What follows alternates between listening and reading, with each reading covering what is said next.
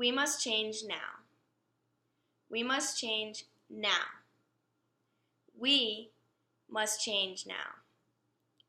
We must change now.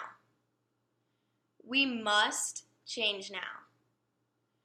We must change now.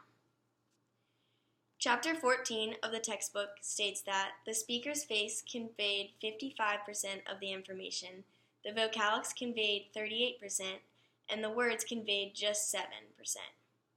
After rehearsing these 4 words over and over and playing around with which words to put emphasis on, I began to see the difference in the meaning of this phrase. I think that this proves my previous statement from the textbook and that the words just convey 7% of the information, because even though I said the same 4 words over and over 6 different times, they all presented different meanings.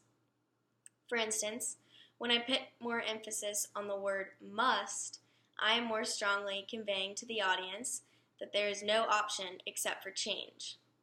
When I place emphasis on the word we and now, I am trying to convey to the audience that we need to work together for change and that we need to do it now.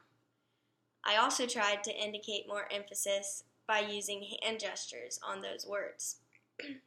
Chapter 14 of the textbook also states that the bulk of an audience's understanding of your message is based on nonverbal communication. This nonverbal communication can be anything from hand gestures, your tone and pitch, eye contact, and your volume. When I mentioned placing emphasis on certain words, I found myself often raising the volume of my voice on the words I wanted to emphasize. The textbook also states you can use volume strategically to emphasize the most important points in your speech.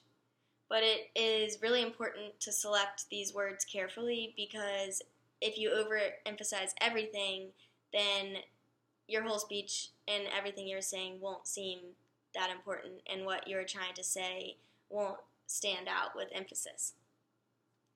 Another way to do this is by using pauses.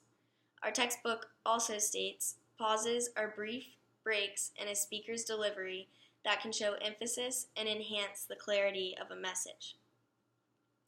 By giving a short pause before I said the word now, I put emphasis on the need of urgency for change. All of these factors contribute to the fact that even though I said the same phrases 6 times, they can all mean different things. This shows how powerful the ways in which you can deliver your speech really is.